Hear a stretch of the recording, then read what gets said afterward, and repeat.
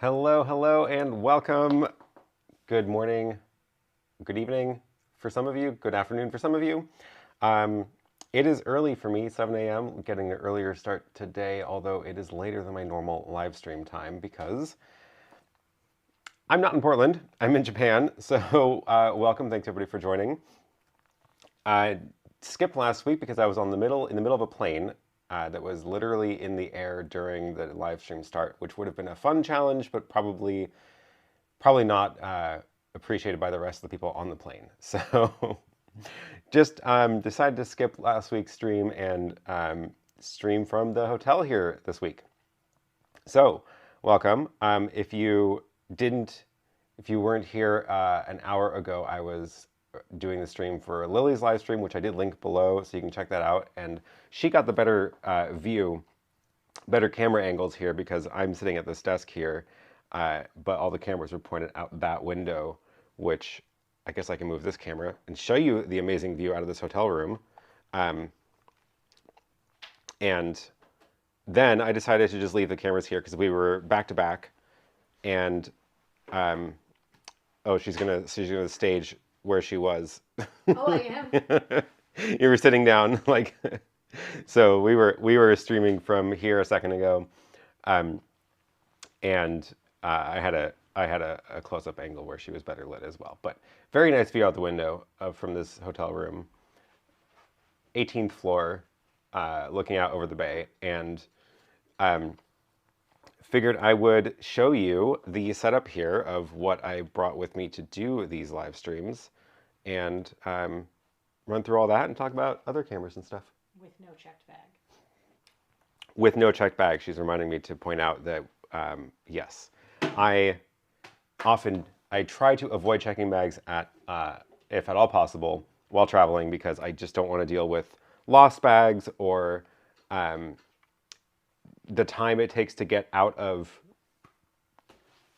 customs and immigration with checked bags and waiting for all that. So yes, all of this is carry-on bags only. So if you do have a question, well, I can kind of see the questions better if you start them with the letter Q. I don't have a good way to, I'm not using my normal system for comments or things, so we'll see what I can do. But let's go ahead and let's go through some of these comments. Let's see, is this going to work? Yes. Okay. Emerald Audiovisual says, checking bags slows you down and just gets lost. Indeed. Yeah, and I don't want to lose all this gear that I'm bringing with me. And, oh, Mark says, why are you in Japan? Excellent question. I am here for work. So this is the same event series that I've been going to several times. I've brought my streaming gear traveling. This is the IETF meeting, which is the standards group that I participate in that develops OAuth as well as a bunch of other standards like HTTP, DNS, TCP. A lot of things happen here. And there are three meetings per year in person, and they bounce around all over the world to give people a better opportunity to attend in person. And this week's is in Yokohama, which is just outside or at the edge of Tokyo. So we flew into Tokyo last week. I arrived a week early to just have a chance to wander around Tokyo. And then made the trip over here. It was like 45 minutes away on the train, and now we'll be here for the week. So my workday is about to start. It's 7 a.m. right now, and the event starts at like 9. So as soon as that takes over, I'm going to be full on in that world. So cool. Okay, that's why I'm in Japan. And where am I? It says IT never gets old. Yeah, Yokohama. So we've been spending most of the time between Tokyo last week, a couple different neighborhoods around there. Did a fun photo tour around Shinjuku, and I have some photos of that I can share as well. And then made our way over here. So now Yokohama is totally different. It's like we're on the water here, so it's just a bay outside, and it's also like it reminds me a lot of when I was in Singapore for this same event in Singapore, and there was the like huge mall situation that was a bunch of different buildings that all shared like a basement area, and you can just walk like several blocks around here entirely underground. There's like a train station under there, and we almost made it. We tried to get to the hotel from the train station entirely underground when we checked in on Friday. Couldn't quite figure it out, but now we know the path. So now we can get around all underground. Okay, so a couple things. Let's see. Let's start with a quick tour of what I've got here, what I brought with me for doing streams and for doing Lily's stream, which again, if you want to check out how that went, it was an hour ago, so I've linked that in the description. And let's go and walk through this, because there's a couple of new things that I brought with me that I haven't done before, and I'm actually pretty excited about it. Event Design Lab says, what tech are you using for the stream? What's the #1 most useful piece? So the main thing that's like doing the stream is this YoloBox, of course. So the YoloBox Pro is what I brought with me. It's kind of a close angle. Here, I'll switch to my other camera. The YoloBox Pro is great because it lets me do multiple cameras. So I've got my main camera up there. That's the main angle connected into the YoloBox Pro. But now I've also got this this close-up camera for it, as well as the one that I'm holding in my hand. So I've got my iPhone connected to it, which is the trick, which I'll talk about in a second. And that way I can actually now switch between 3 different angles. And I could also, if I didn't want an extra camera, I could have used one of these HDMI ports to plug in the computer screen to show stuff on my computer, which sometimes I do that instead of the extra camera. But that's kind of the core of the operation. This is sitting, of course, on the PK1 stand, which tips it at this angle. Otherwise, it's kind of awkward to use on the desk when it's just like laying flat. So this makes it easier to use. I did not bring quite enough cables with me, which is why this short cable is like draped across. I would have liked it to be a little bit more out of the way. I forgot to bring the longer micro HDMI cable, so that is the Sony camera connected over the short cable, so I don't have a lot of room to move it, which is why it's so close. The LUMIX camera is the big camera that I brought. Normally, I don't bring that camera when I'm traveling, just for doing live streams, because it's frankly kind of overkill for as like a live streaming camera. It's very nice, but normally I just use like the Sony ZV-1 or the E10, which are a lot smaller. But I brought this camera specifically because it's very, very good for photos. And we were going on a photo tour. I wanted to take excellent photos with it. So I don't regret bringing it, even though it's much bigger than my normal kit. This is the small camera, which has a zoom lens. The ZV-1 has the zoom lens on it, which is great because I can get a close-up shot, which I was using for the close-up shot of Lily a minute ago. And then my iPhone is that camera. Okay, so that's kind of like the main thing going on. But the big question. Oh, good question first. What is the lighting that I'm using? So for this light is the Aputure, what is it, MT Pro. I believe I have a link for this down below. This is it's like a 12-inch LED bar, and it actually has a bunch of different color modes in it, but it's this one has the pixel effects in it, so it can light up different segments along it differently, and you can do like animations and stuff, which is really cool. I'm just using it in like the simplest mode of just constant light. But for when Lily was over there, you can tell the natural light from the window is actually a massive light source. And once the sun came out, we didn't really need that light over there anymore. So sunrise was just before 6, and it was starting to get brighter as the sun was coming up around 6 when she started. And that was most of the light for that shot. But I'm just a little bit too far away from that to have it be a good light source here. So I have that on top of the camera with the little, I do like this little mount. It's a little cold shoe mount, but if you notice, it actually bends, so you can like tilt it. Oh, I can't get a good shot of that. There it is. You can actually tilt it if you want, so it's nicer than just like a fixed bracket, kind of like that one. I actually don't even know where that's from. Sorry. But that's a good little bracket, and that is the main light I'm using for this, because otherwise I'm just a little bit dark in this corner. Okay, other questions about this setup before I get to the iPhone, because that's the cool part. Jezza says, what are you using for streaming bonding connections, hotel Wi-Fi, hardline internet, Sims, etc.? So one of the, this is one of the tricks with traveling, of course, is getting an internet connection. From what I can tell, it's not really possible to buy a SIM card as a foreigner in Japan, like a physical SIM. You can't really get a phone number with it. You can get data plans. And there are some companies that sell data-only SIMs that you can like basically rent. You can get them. You can get Wi-Fi hotspots that you can pick up and drop off at the airport, which is super handy. And then those companies will also let you just rent a SIM card if you want, data only.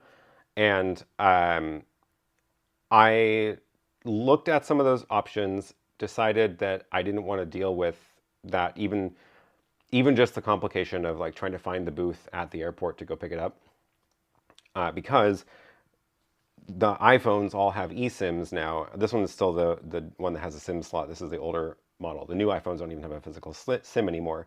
But the eSIM is just super handy because you can buy it ahead of time and then activate it as soon as you land. So my main data connection for the trip is my eSIM on the phone, which is which I had to be on Wi-Fi at the airport to activate it, but then it's been fine, and it's data only, but that's how I normally travel anyway.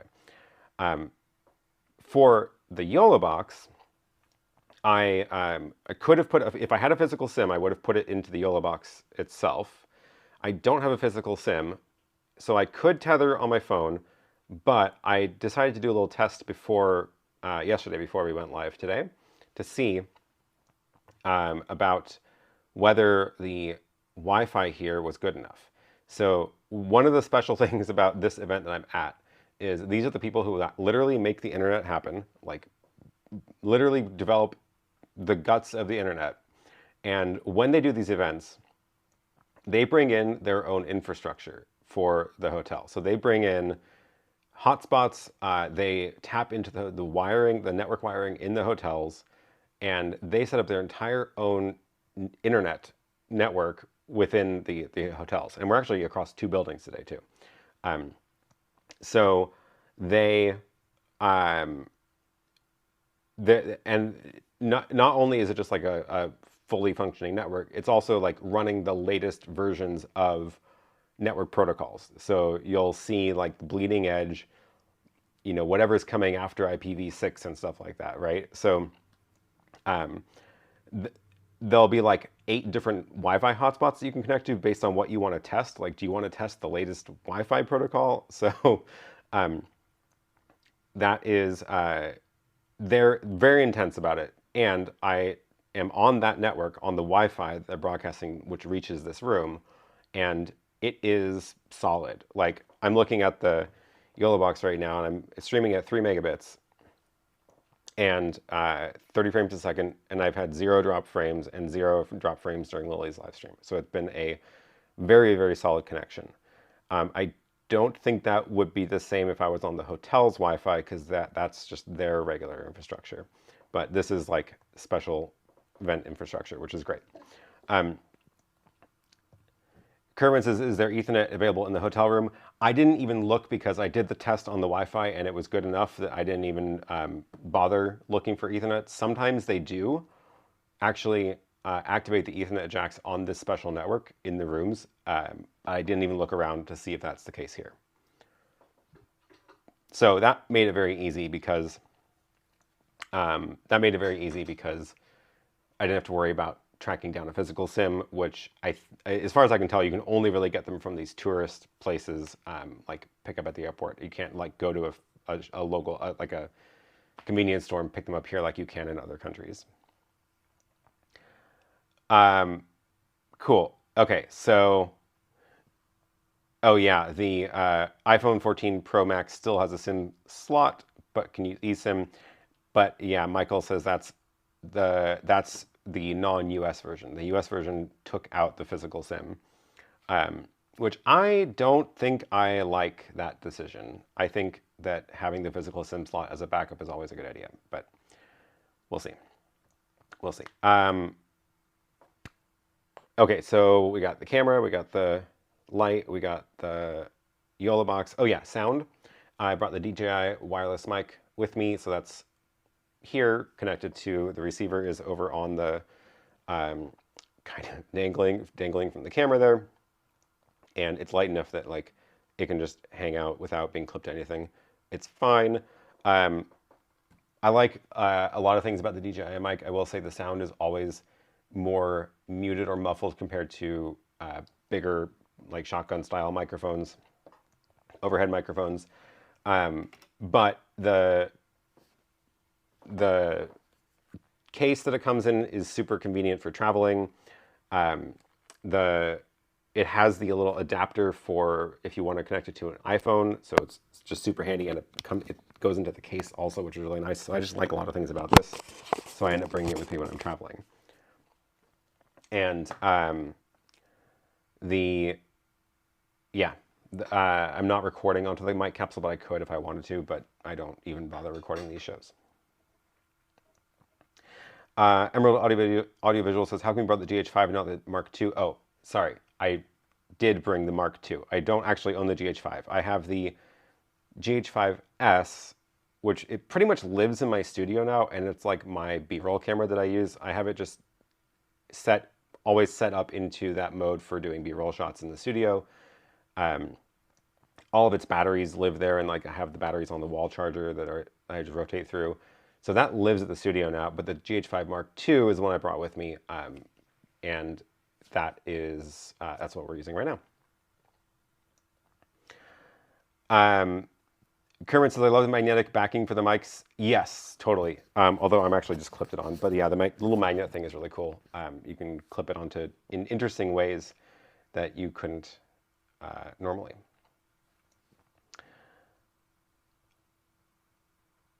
Kermit says, streaming via Wi-Fi, I wouldn't chance to do that in the States. I normally wouldn't do it at all. And I have tried on hotel Wi-Fi's before, and it has not been good. But again, this is like the Wi-Fi network that's here is like not a normal Wi-Fi network. So they do a very good job of setting it up to like run this event here. Oops, background clapping noises from the charging case as the second mic turned on. Yeah, I forgot about that. When I open this, the mic will activate and then it connects and then you hear the second mic. I will leave that closed.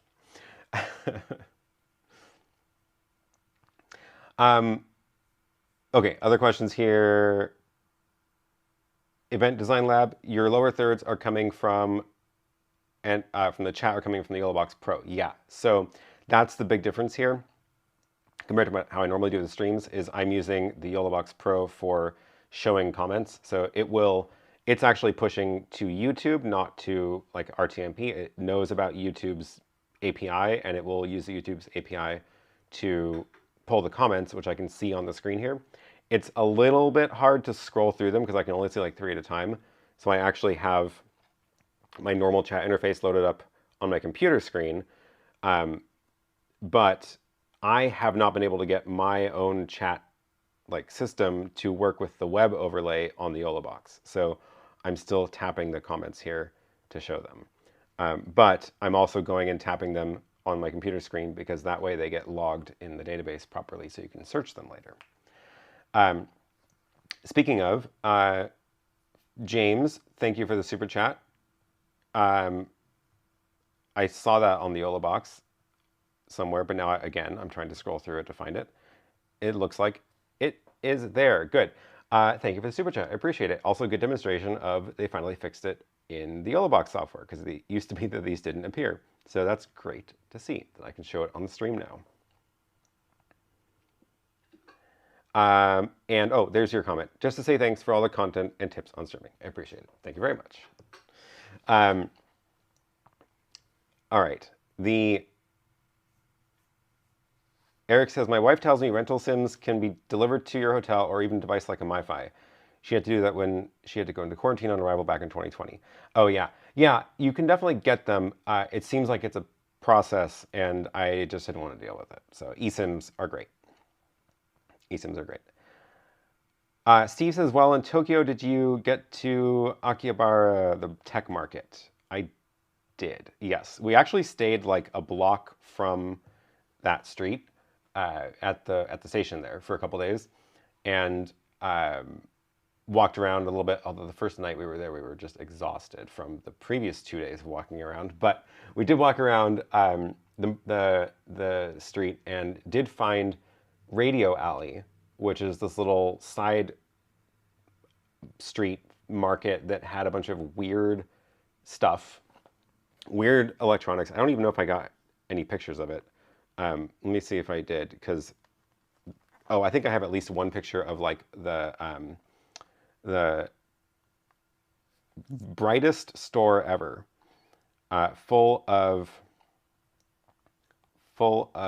LEDs. I should have prepared that picture ahead of time.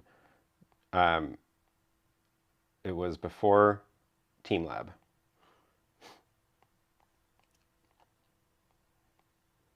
It's gone forever. Don't know where it went. Must be around. Nope. Nope. Oh well. But I can show you some other pictures that I took from Japan. Let me go make a little picture-in-picture here. We'll do picture-in-picture with my phone as the main screen, this as the sub screen, and we can make it a circle, which is a cool thing they did on the YoloBox. We can drag it up there, shrink it a little bit, and that's good. So here is one of the cool things I can do with the YoloBox now, which I'm going to have a video coming out about this week. You might notice that my iPhone is not connected to anything, but I've been using it as a camera. And I have a video coming out about all different ways you can do that to share an iPhone camera wirelessly to the YoloBox. So there is this little dongle connected, which is something that I've actually tested out on this channel a long time ago, a couple of years ago. I think this one came from Banggood when they sent me like 5 of these and we tested them all out live. This was the best one. I don't think this particular model is sold anymore, but you can still find things that are very similar to it. It's called, I think this one was like the Mirascreen G10. It's not very well labeled, but Mirascreen is the thing to search for. And I do think I left a link below to something close to that. But it's basically like a Chromecast that supports every protocol and doesn't have HDCP. So the Chromecast problem is that you can't just plug it directly into most things because it's HDCP only. This one does not lock itself to HDCP, and it also supports AirPlay, not only the Chromecast protocol. So you can actually AirPlay to it. And the thing that makes it really useful for portable live streams is it broadcasts a Wi-Fi hotspot. So I just plugged it into USB. It broadcasts the Wi-Fi hotspot. I connect my phone to its Wi-Fi, so I don't need to worry about sharing Wi-Fi with whatever infrastructure is around. And then when I am on my phone, I can just, you can see my iPhone is just screen mirroring to that device while being on its Wi-Fi, which is a neat little trick. So then all of my normal tricks of using iPhone cameras work, right? So clean feed HDMI apps or sharing photos out of the photo album like I have set up right now. So here, here's a little photo album from the photo tour around Shinjuku. This was a couple of little edits. I haven't totally finished cleaning these up yet, but I think they're still pretty fun. I'm going for the coloring these like Tokyo cyberpunk aesthetic. So been learning how to tweak colors to make it look like that. Freeze frame on the one bicycle riding through the street while everyone's waiting. So yeah, we just walked around here at night and with a guide, which was really fun. So we had paid for a photo tour guide who knew a bunch of great streets and spots to stop at and helped us get more comfortable taking pictures of people and just street scenes and looking out for things. And then I took these back over the last couple of days and I've been tweaking the colors on them to make them look more fun. So yeah, it was really fun. This was a good idea, and I think I'm going to try to do more guided photo tours on future trips to other places. Because we definitely hit a lot of great spots a lot faster than I could have found on my own. This one I think is my absolute favorite photo from the series. This one is this little alley, and it's just so many pipes, and even the unedited version of this is still pretty fun. But then I tweaked the colors to look even more cyberpunk. think that was right around the corner from there. Yeah, it was a lot of fun. Oh, and then there's a security robot from the mall, which apparently I was not the only one who was fascinated by it. Non-color graded. So yeah, that's a cool trick with the YoloBox is now that my phone is AirPlayed into this, I can just AirPlay my photo album into it, or I can go into like the Shoot app, or Overviewer is another app I've been testing with, and use my phone as a wireless camera, which works, as you can tell, surprisingly well. Yeah. Utility nightmare. Lots of power meters. Yep.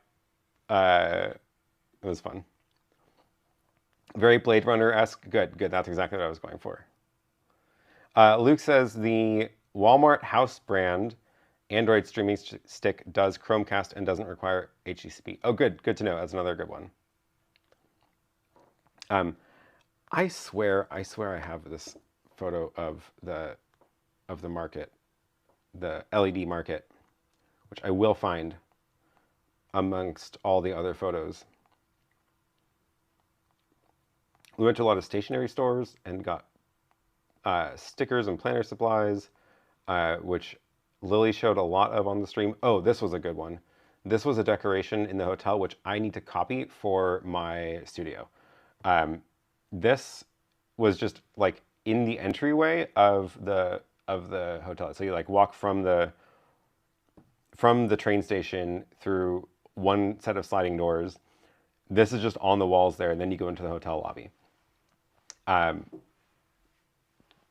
Completely disassembled laptop, I guess, of some sort, possibly a regular computer. No, I guess a regular computer. Some of these are too tall to be laptop parts, and all painted white. So I think this looks like an excellent thing to do with some of my old electronics. So yeah, I'm gonna have to do that. Oh, here it is. This was the only picture I got from the Radio Alley, apparently. This store just sold every type of LED you could ever imagine. These little kits, little board kits of round things, these little strips.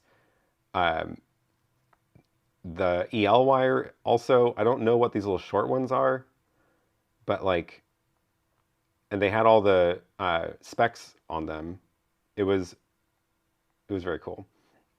I did not buy anything here because I didn't know what to do with them. Oh yeah, they even had these little COBs that you can get. 3 amps, that's a lot. 12 volt, 3 amps. But yeah, that was a cool spot. And then like right next to that, they had a whole rack of like handheld radios, like walkie-talkie style or ham radios, which I don't know. I have a feeling some of those are not legal to use in the US.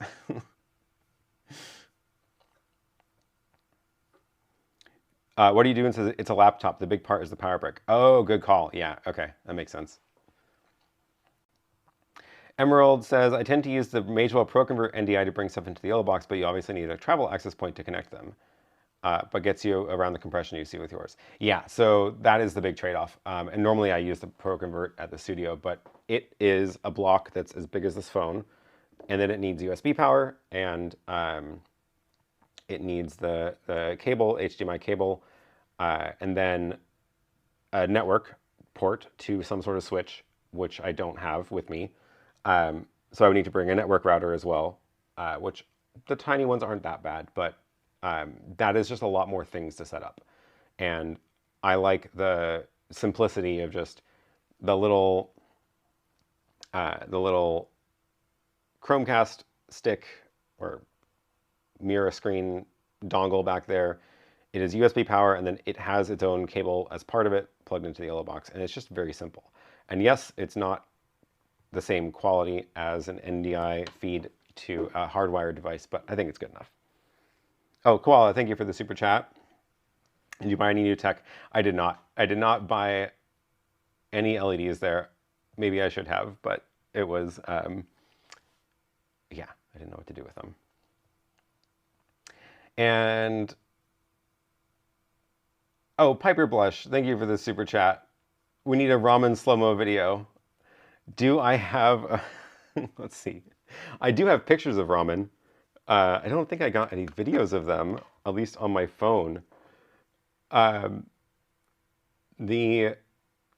We've been eating a lot of ramen here, obviously. One, because it's one of the only things we can find vegan here. Do I have any ramen videos? I wonder if I can search. I wonder if the iPhone knows about, the iPhone AI knows about ramen. It does. Although it's picking up some things that are clearly not ramen. Here we go. Here is a ramen video. This was, I think, yesterday's.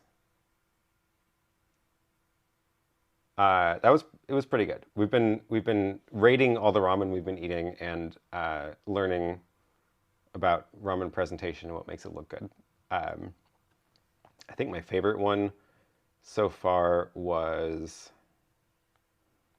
oh, it's not finding it. It doesn't recognize some of them. It is,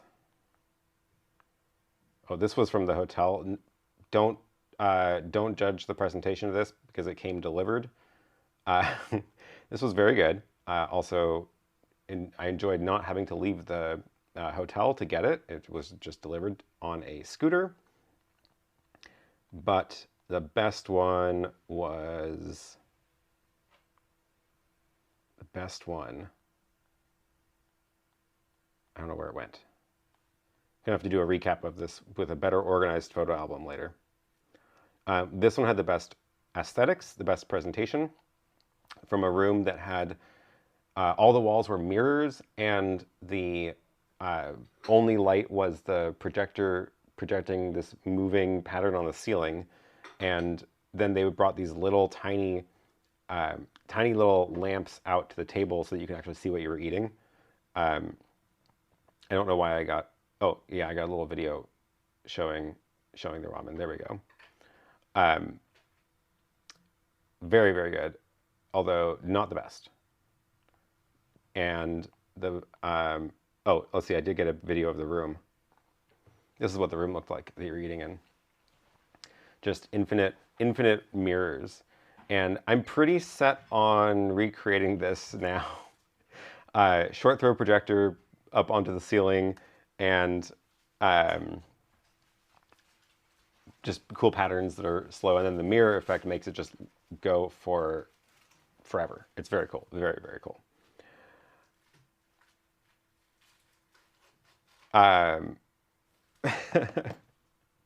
Oh, good. Okay.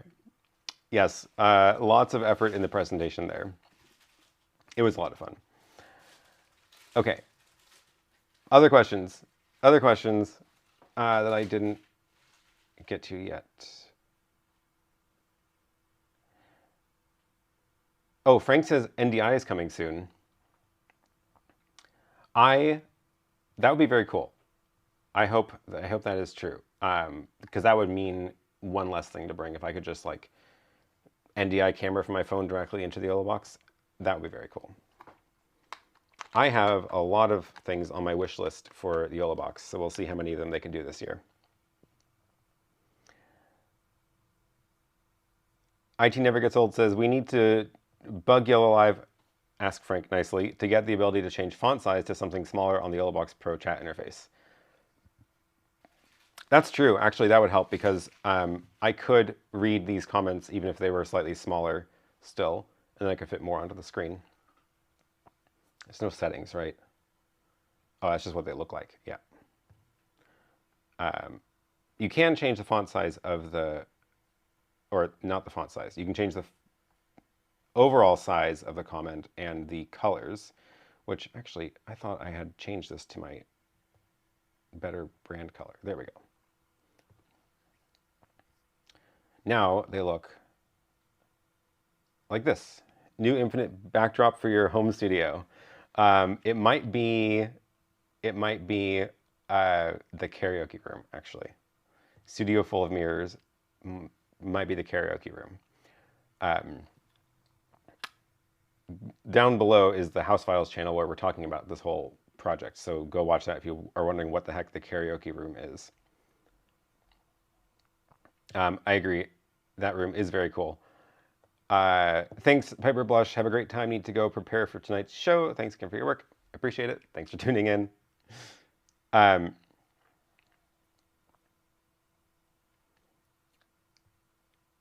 Ryan is here. Good day, good day. Yeah, finally at a time that's better for the Australian crew since I'm in at least close to that time zone. Oh no, no text on Super Chats? Has it not been coming through? Okay, then they got part of the way there with, oh, yep, you're right. I didn't notice that. The one Super Chat that came in didn't have text, so I didn't notice that at first. So I'll tell Frank about that.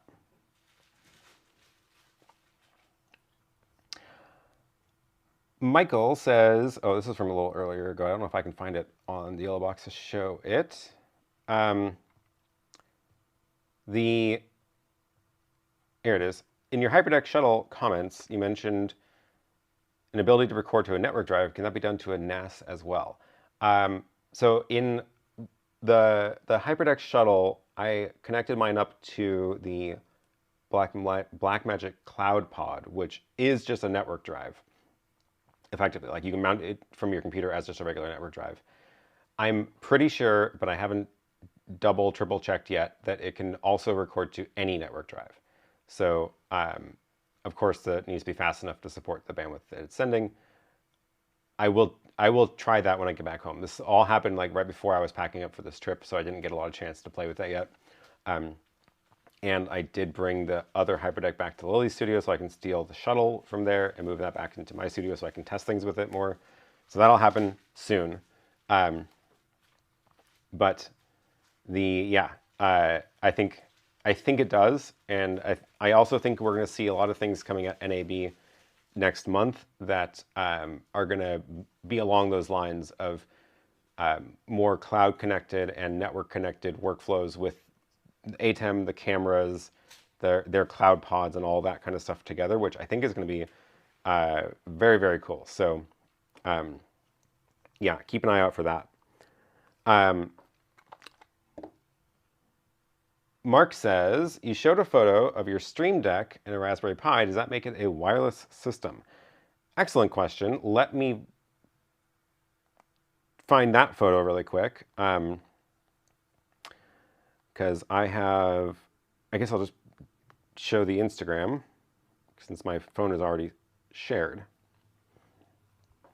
So this is something, oh no, I have a video to share. That's even better. And I was going to download that before the stream, and then Lily had to steal my phone to use as a camera because I have a nice stand for it. But let me get that video over here so I can share it.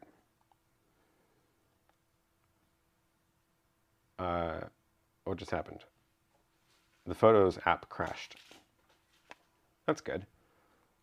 So, okay, this is the new PK1 Stream Deck stand. So this is a self-contained stand for putting the Stream Deck XL on the stand, which it tips at the angle that matches the exact angle of the ATEM Mini Extreme.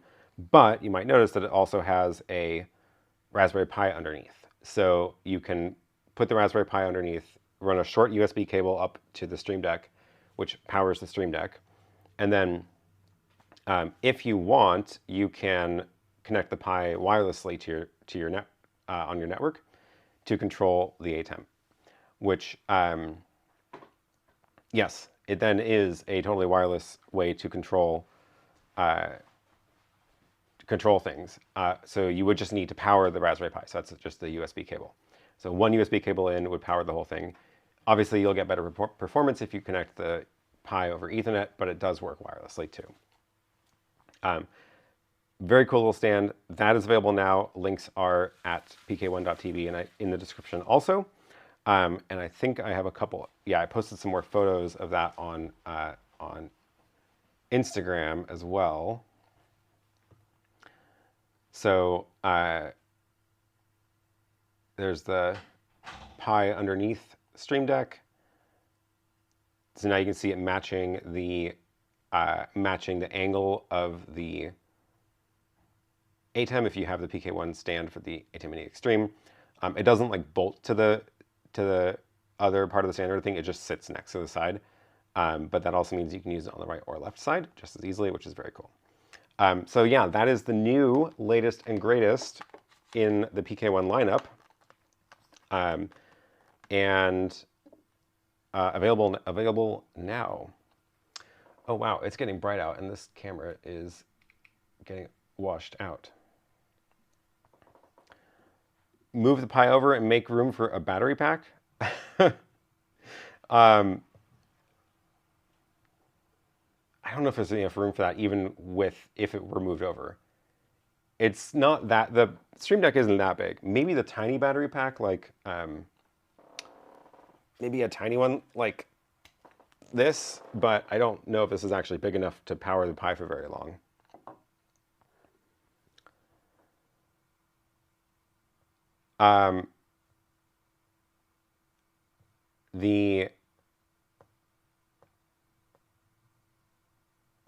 Nils says, now you're on your way to recreating a blue pill enabled Scarway controller.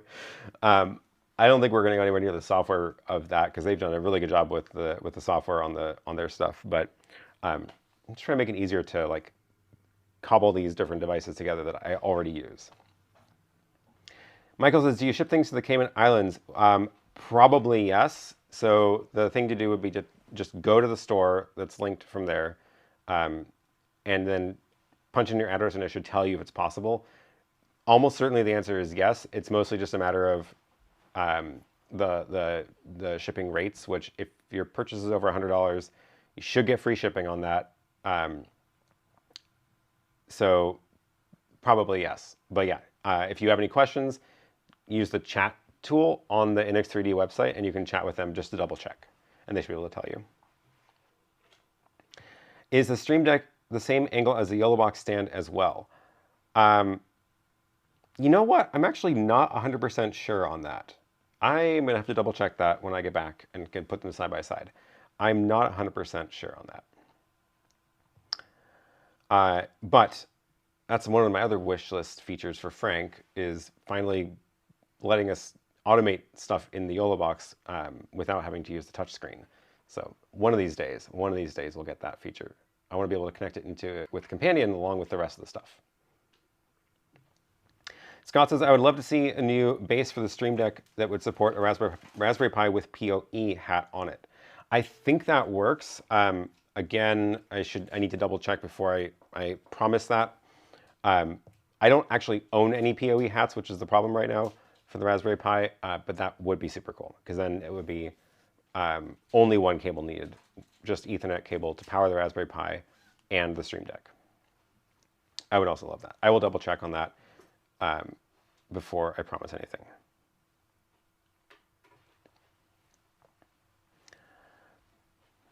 And okay, Philip had a question earlier, which I think is going to be the last question here, just because it is very topical this week. Let me find it on the YoloBox. There it is. Philip says, did you hear about the Linus Tech Tips YouTube channel hack? And if so, what are your thoughts on ways YouTube could better handle security protocols, particularly around session tokens? This is very relevant to why I'm here this week. In fact, I did hear about it. Because of the time zone shift, I woke up and like it had already happened. And people have been yelling about it on Twitter for a while before anybody actually knew what had actually happened. A lot of speculation. And my suspicion was that it's the same thing that's been happening to everybody else as well. This is a very, very common scheme going around right now, particularly with YouTube creators, where as soon as your channel gets to any level of like consistency of getting views, it's not even necessarily subscriber counts, but as soon as you can get a couple thousand views on a video, you will very quickly start getting emails from random brands that want to send you things to try out and talk about on your channel. And that's fine. That's no problem with that, whatever. Like a lot of them are, sometimes they're just totally unrelated things that I just ignore. Sometimes I write back and I say, sure, here are my rates for doing a video. And then they just disappear. Sometimes it actually pans out. But where this is a problem is when what will happen is basically somebody will be impersonating an agency that represents a brand. So they're not necessarily impersonating a brand itself. Like they're not gonna be like, I'm Blackmagic and from Blackmagic and I want to send you an ATEM to review. It'll be like, no, I'm from this PR agency working with Blackmagic. They're my client and we want you to do a video. Here's like the project. And then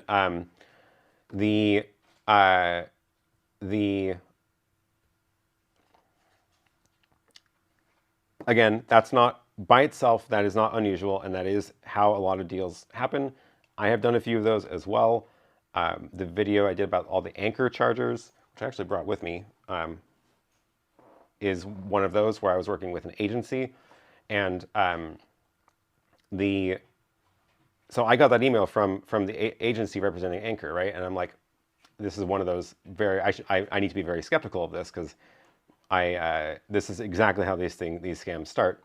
So what I did was I actually tracked down, I went to LinkedIn, looked up Anchor, found someone in their marketing department, found that guy on Twitter, sent him a DM and said, hey, do you work with this agency? And he wrote back and said, yes, we do. That is our agency. And at that point I was like, okay, now I know I'm actually talking with like a real company and not someone just pretending to represent Anchor.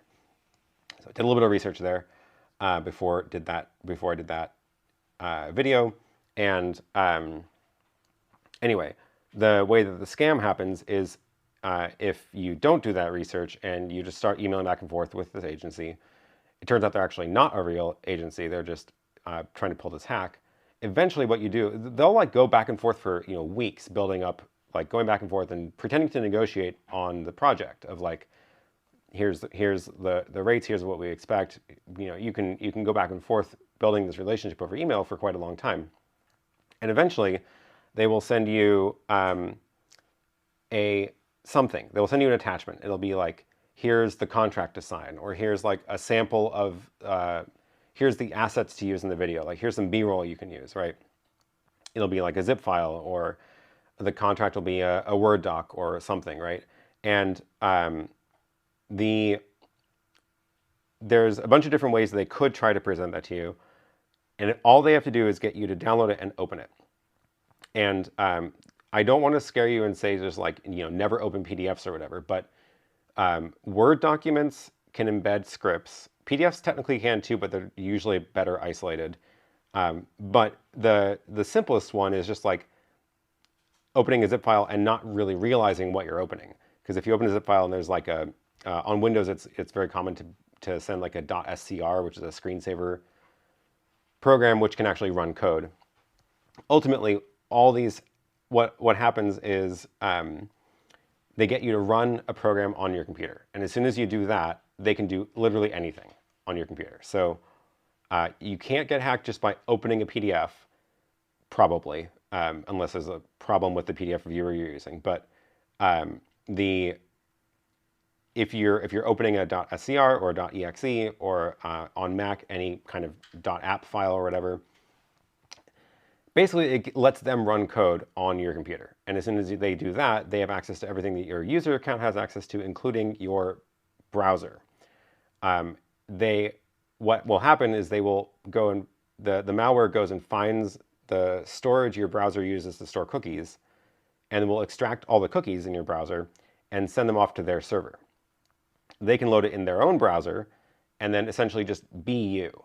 And if you think about like, it sounds a little bit crazy, but if you think about what your computer does as you're moving around, like I took my computer from Portland, got on a plane. I landed in San Francisco, got on a plane, landed in Japan, and opened it up 2 days later, and it's in a totally different location, totally new IP address, different continent, but it's the same computer, and the only reason that like YouTube knows it's the same computer is because of all the cookies stored on it. So it is possible that, you know, legitimately your computer pops up in a new location. So if they clone my browser and go somewhere, you know, to a different IP address and use it, it doesn't necessarily look suspicious by itself, right? So you have to do other things to make it look suspicious.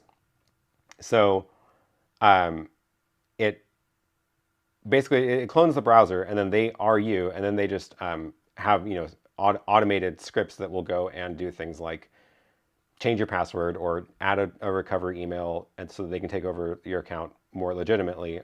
They will go and change the branding on your YouTube channel and start streaming cryptocurrency scams. And that is what happened. That's what they did. That's what happened to that channel, which is just, it happens all the time. They're a big enough channel. They have a contact at YouTube. They were able to get it back like within 24 hours or whatever. But it is extremely common, and there's not really a good technical solution to it right now at all. The technical solution to it is don't ever open any attachments ever, which again is not entirely practical. So one way to avoid that is if you are only ever opening your emails that you're doing these you know, brand deals on an iPad, or like an iOS device or a Chromebook, then those don't really have the same level of file system access that these malware can use. So that's a lot safer. But a Mac or a PC have the same problem. Like there's different ways they have to bundle these things to get you to trick you into opening them, but both Mac and PCs are also vulnerable to this.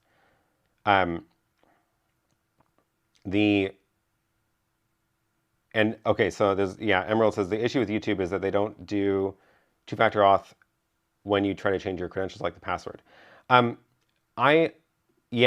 Google's account security thing is very complicated. I don't know all of the details of when they decide to trigger different step-up, like reauthentication things. I don't know if anybody really does, or if they even make it public.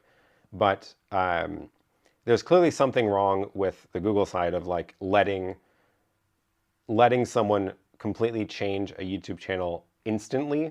Like that should trigger some sort of reauthentication prompt of like if you're changing the channel name and all the branding and privating a bunch of videos really quick in rapid succession, that should be a red flag. I'm sure they know this. I'm sure they're working on it. You know, and all these things happening all at once are a sign that something is wrong, but it's not as simple as it sounds. It never is. The technical, like the thing you can do right now to make sure that you don't fall for this is being very, very careful about who you're dealing with, but also what you're opening, like what files you're opening. Generally, if you're opening files inside of like the browser, you're probably fine. So, you know, Gmail will let you like preview documents inside the browser. That's fine. You're almost certainly not going to have any hacks happen from that. I say almost because nothing's ever perfect, but generally browsers are very, very well isolated. But as soon as you download something onto the computer and open it, all bets are off. And it could be a .scr on Windows, but Macs can just, the same thing happens with just regular app files that you can download. So don't ever try to, like, if you Google like OBS download, you'll find a bunch of really sketchy websites that are not OBS, that are essentially repackaging OBS with malware.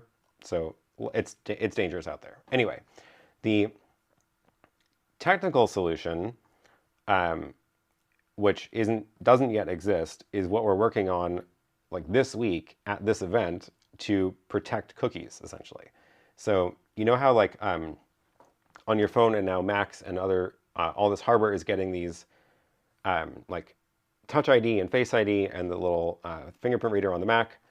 Those are all backed by keys that live in the computer that can't be extracted. So that's the key. That's the key there. the reason that we can use Touch ID and Face ID for two-factor auth in a way that's a lot more secure than SMS is specifically because it's bound to that physical device and it cannot be extracted. So even malware that's on the computer can't grab that key and export it. So what we need to be able to do is connect that to the cookies. So if your cookies were essentially connected to that key that is protected by Face ID and Touch ID that literally cannot be exported, then if someone did steal your cookies, they wouldn't be able to use them because they wouldn't be able to also extract the key on the phone. So that's what we need to get to, is be able to have cookies that, it's not that you can't extract the cookies, it's that you can't use the cookies without the private key on the phone. So that's kind of like what we need to do from the technical side in order to protect this kind of attack from happening in the future. Unfortunately, that requires someone to write the spec for how this works, which is the group I'm in. And there's two versions of that that are, one is already done and does work, but it can't really be, you can't really deploy it in the situation that we're talking about here. But the other one is a new spec that's almost done being published, which should be possible to do better in this kind of environment. But then we need the operating system to be involved, because we need the operating system's hooks into the private key on the device, and that goes for both iOS, macOS, Windows, Android. And then we need the browsers, because the browsers need to talk to the OS to tie into that key. And then you need the servers, so YouTube's servers and Google's OAuth, like account servers, also need to be able to speak that protocol. So there's like 4 layers there before this can actually happen. So it's a long process, not going to happen overnight, but the good news is people are very much aware of this. So this is happening, and hopefully it happens faster, because these attacks just keep happening over and over again. And other than people being very diligent about what kinds of attachments they're opening and on what systems, it's just, that's too much to ask for people, I think. I think we need a better technical solution. Mark says, have you ever tried to get a hold of anybody at YouTube? There is an actual chat interface in YouTube Studio, which at one point there was, if sometimes you get these little pop-ups that are like surveys that YouTube does, and they popped one up at me and they were like, have you ever used the chat in YouTube Studio? And I was like, I didn't even know it existed. So clearly they were surveying people to ask why, or if anybody has even heard of this thing.